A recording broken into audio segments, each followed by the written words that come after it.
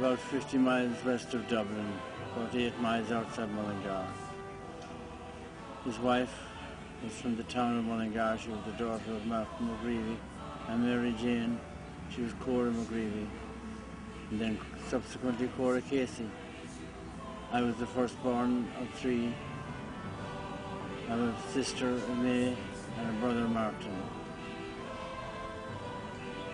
I was born 1939, and moved to town then to the grandmother's, my mother's mother,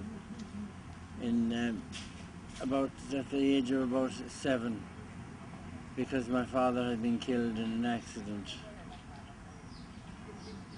So we were left without him. So I went in first, and then the mother sold the farm and moved into town to her mother, and we lived there.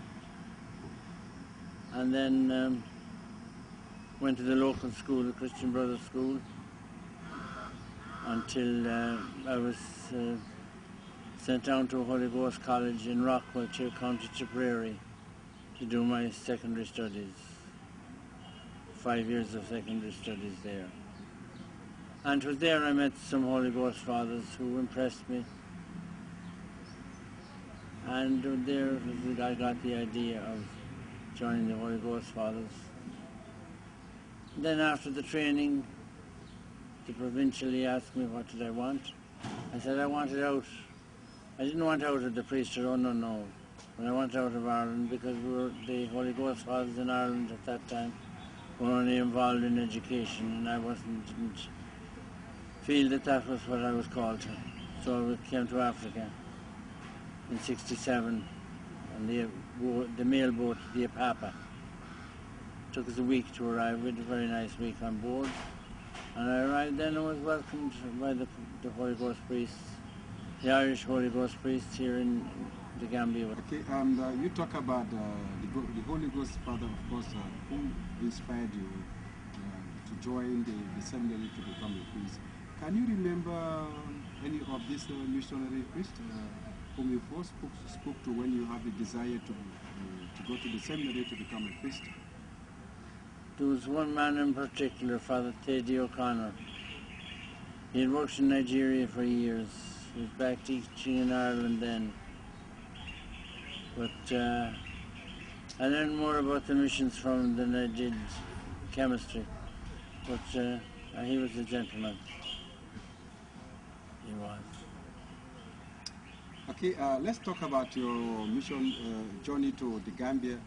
When you came to the Gambia in 1967, am I correct? Yes, 67, October 67. Can you remember what really impressed you when you came to the Gambia? Well, I was welcomed by the community in Banjul. There was quite a community of Irish Holy Ghost fathers in Banjul, then living beside in the house beside the cathedral. And the welcome I received there, and the way they looked after me, that impressed me. How was life in those days, knowing that you are coming from a country, different from the Gambia, West Africa? I just took things as they came. I enjoyed the things that I met and fitted in. That was the way.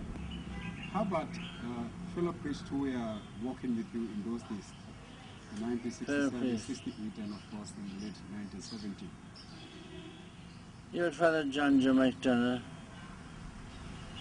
Father Tom Tarmy, Father Sean Little, Father John Hogan, Father John Sharp, Father Frank Fowler. There were some of the men then.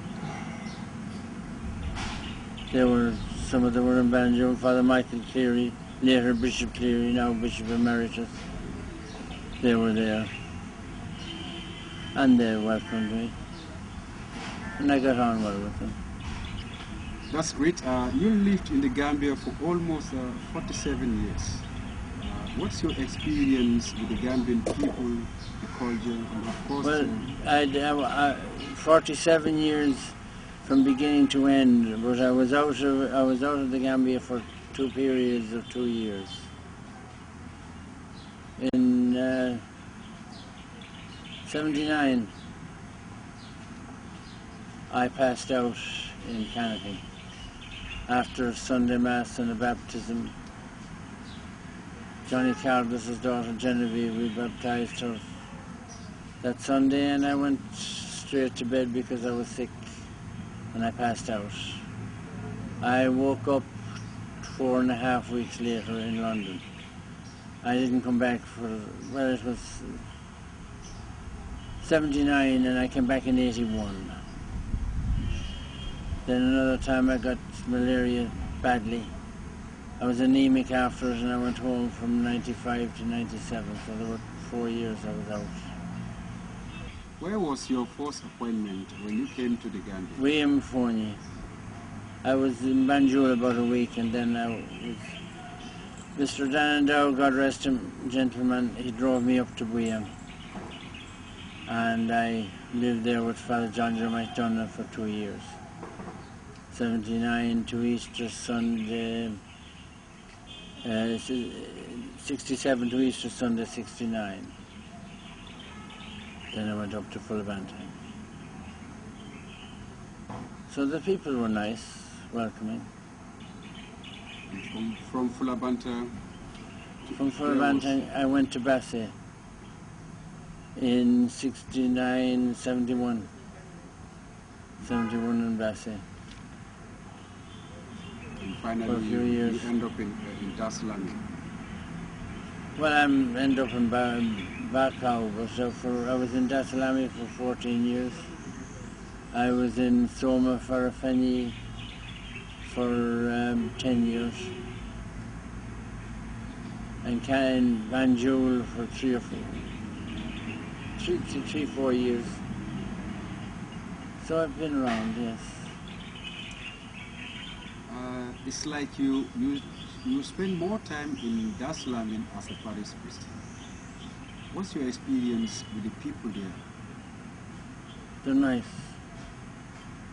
welcoming, hospitable, and generous. That's my experience with the people there. Okay, now, finally, you are leaving the Gambia to return back to your native country, Ireland. Yes. And how do you feel leaving the Gambia? Sad. Sad. I'm leaving a lot behind and taking a lot with me in my head. A lot. Memories, reminiscences. But I'll take what comes, whatever happens. I meet anywhere I go. I seldom compare with one place with another, like with say, well, how do you compare Soma and Dar es Salaam? Yes, I don't. I just take it as it is and get on with the job. Because you see, if there was something I liked in Farafeni and it's not in Dar es Salaam, I'm going to be uncomfortable or upset because it's not there, and vice versa. If there's something there that I hadn't in some other place, I just making trouble for myself in the sense of generating causes for sorrow and whatever. But no, I just take a place. I take things as they are when I arrive, and take the people as they are, and without any, oh, they're not like this fellas, or so this is not like that place. No, that only causes trouble.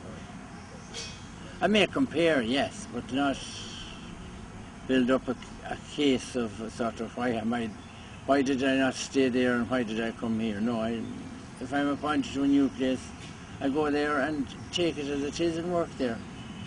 And how about your experience with the people you work with? I enjoyed them. Got on with them.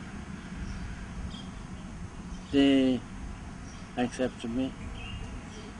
They made me welcome. They made me at home. Any sad moment you experienced in the Gambia while serving as Holy Ghost Father?